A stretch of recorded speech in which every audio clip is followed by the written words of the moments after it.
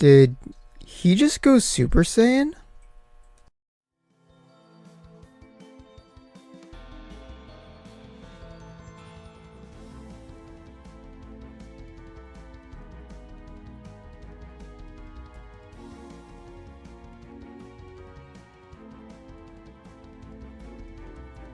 Hello and welcome. This is Alchemist X, and this is the weekly update for December 16th. I am not feeling super great, so I apologize that this is late, and depending on how this goes, it's not like the big virus, it's something else, a different health issue that I'm very much hoping isn't appendicitis. Depending on how that goes and the fact that it's Christmas, I might have to skip my weekly update for next week, but I don't know. I'll make a post on Twitter depending on how that goes. But for this week, we have the second part of the Genesis release, which is the unit Kubera, a wind/attack unit that has the full amount of enlightenment, which is up to gate 7. So the footage that's being played here is from the new Ogre Shrine level. And I just wanted to try out his kit with the mercenary and see how it goes and see what my initial assessment was. I was really busy last week as well, and I never had time to do the same thing for Benica, but the TLDR for her is that she's a very good unit for raids with her res down and just general support utility. So that's pretty self-explanatory, at least to me, as far as whether or not you need a unit like that. For a unit like Kubera, who's much more of a damage dealer with a little bit of utility on the side, that's less evident because just like doing res down versus being able to veil is not quite the same thing. It's like how much damage do you do and what ways do you do it, AoE, that kind of thing. So that being said, my initial assessment of Kubera is that he is definitely very good, very sturdy, but in no way must have. Like, he does something pretty cool with the transformation that he does when his health goes below 50%, getting a noticeable stat boost. But the issue with him is that, one, getting him is going to be a pain, as we'll go over a little bit later on in the video, in the banner overview. And then also just being able to fully utilize his kit, both just having enough shards to get all of his gates, plus getting his memento, which you would want to be max limit broken for the buff that it gives that ability, as well as getting the VCR for the stats and the auto heal that gives. He seems like he's really, really good if you're able to fully invest in him, but fully investing in him is very, very expensive, and I don't know how worth it that would be for most people. So he's a very comparable unit to Naju, who I ran alongside. Sadly, his memento does not fit into the Greed Dyke army, even though he's like the ancestor of Greed Dyke army. So that would have been nice if it had, but Genesis doesn't really have memento groups. I guess that's a little bit of a balance thing, but I think with how much enlightenment they're getting, especially a lot of them having gate 6 now, that seems overdue to me that they should start adding memento leader skills. But that's just my 2 cents on the matter. So with that, let's go ahead and take a closer look at the content. Okay, so the big thing this week was supposed to be the Mystic Town Negrito, but that is currently bugged, so they took the tower down. It is not clear when that's going to be fixed. Hopefully we get some decent compensation for that. Oh, I forgot to mention this earlier, but Kubera is in the shop if you're looking to transmute him. Although it's the 1 out of 3 setup, but Quince is also in there. So if you are going that path, then there's a couple of good options there. Another thing that I forgot to mention last week, but is very important if you haven't noticed it yet, is that the Genesis boxes have reset. So if you've been playing a long time, already cleared a lot of that content, some of the stuff came out long time ago, they have reset. And while you can no longer farm the gems from the final stage, the gems have been restored in the initial clears themselves. So decent chunk of gems per step here, and arguably more importantly, or equally importantly, is the shards of the characters, especially the ones who never show up in the Louis shop, like Inaku Emil, Adelaide, etc. You can't get all of them here. You can't get Mira and Nyx, for example, but because all you need to do is spend AP leaves and event skip tickets to get the stuff you need to farm it, definitely, if you have the time to do it, 100% worth it. Now let's take a look at the level I was showcasing in the introduction, the Shrine of the Demon. Not much to say about it other than I think that it's worth doing because the rewards are pretty good. Elemental shards, enlightenment stuff, and then gate 7 specific things in the milestones screen. And of course there isn't like an Asuka solo or, pseudo Asuka solo. That unit is just way too good. But I like this level because it was a really good opportunity for Inaku to shine, because he could just absolutely thrash in that level. And then his debuff veil is also really useful, so you don't get your healing absolutely nerfed. So crazy. I would never have thought he'd be one of the best units in the game when he first came out, but sometimes a little buff goes a long way. So that is all I have to say about the content. So now let's go ahead and take a look at the banners. And here we are at the banners. So it's actual weekend this time, so I can look at what is available on Saturday and Sunday instead of just alluding to its potential existence like I normally do. That being said, they're not that great. Just the 3 limited units or 3 limited mementos with an extra bonus, acquittal stamps for units, and release selector for mementos. The unit one I think is 100% not worth it, just because if you got 3 babbles, then you basically wasted $30.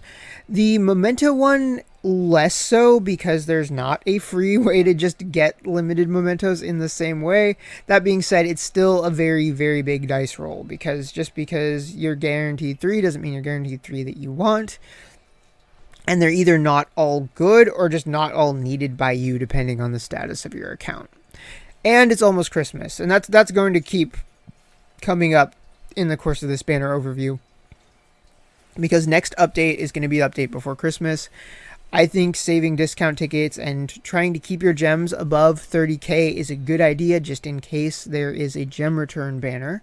And the options this week, unless you're chasing Kubera, are not that great to begin with, so it should be easy to hang on to your gems in this case.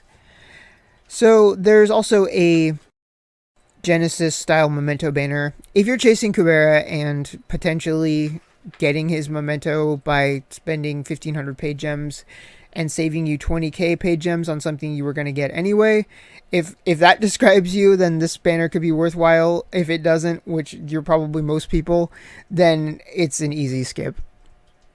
There's also a gear reroll banner.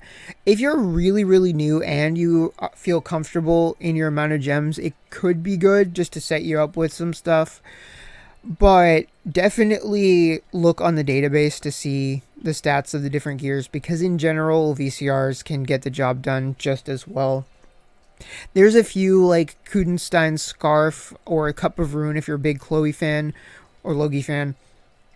But in general, there's so few of them, you can usually pick them off with the selectors we get for free just from playing the game in terms of holidays or anniversary, that kind of thing. So I think most people could just save their gems and probably be fine. Unless there's some limited ones like the Snow Globe that you just have to have. Other than that, it's definitely an easy skip.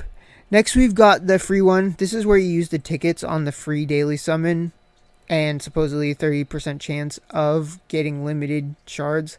We'll take a look at that after the banner overview is done. Then we've got the banner to get Kubera. It's the only way besides transmuting to get him, and it sucks. Even though both Kubera and Quince I think are good. I think Quince is excellent, and Kubera I think is good, especially if you're willing to go the full investment, which is super expensive. But that being said, as far as acquiring them from this banner, it's really bad, because you could do it a ton of times. If you kept alternating between Quince and Kubera, even if you wanted both, it would still take you forever to transmute them, and you're much more likely to spend way more gems than it would have cost to transmute, even if you did up to like the 300 per reset in the Louis shop. Now, that's my take on that. Next, we've got a 3-step for Brigitte and Nina. That is a very easy skip. Although you can't transmute Brigitte via EX Quest, I just don't think she's that impactful of a unit these days. So unless she was to get a really big buff, definitely not as worth it. Then we've got a I guess their heart was in the right place kind of banner. It's a 9-step where you can get a ton of shards of the units that are featured, but unless you really, really want Brigitta, I think there is no reason to do this. I thought about doing the 2 steps to get the 25 because I have exactly 140 Brigitta shards, but I just don't want to. I'd rather save my gems for Christmas stuff. I don't have enough dark shards to go around as it is, and I imagine for a lot of you, you're going to be in the same boat, especially because Locking kind of derailed my Ambrosia plans. But yeah, enough about that banner. Next, we have one that will be worthwhile if you are chasing Kubera, and especially if you are chasing Kubera and you have Quince and you don't have Quince's Memento, then this is a pretty good banner. But otherwise, it's going to be a skip for most people. I've probably mentioned this at least twice so far in the length of this video, but I think that if you want to get Kubera, his Memento is like 100% mandatory and like also max limit broken while you're at it, because otherwise he'll just seem kind of meh. So this is going to be how you get that Memento. So hopefully if you're going that path, you don't have to go all the way to step 9. Then last we have a Christmas themed one with some pretty good mementos on here. As far as Ravenna's limited memento goes, that's excellent. The Nina one's really good as well. I still think Nina needs a buff, but that's still a really good memento. And if nothing else, the leader skill you get from it's great for magic users, assuming they're a character that can spare the memento slot. But otherwise, it's, just kind of typical 9-step banner. And then a couple of other things to note.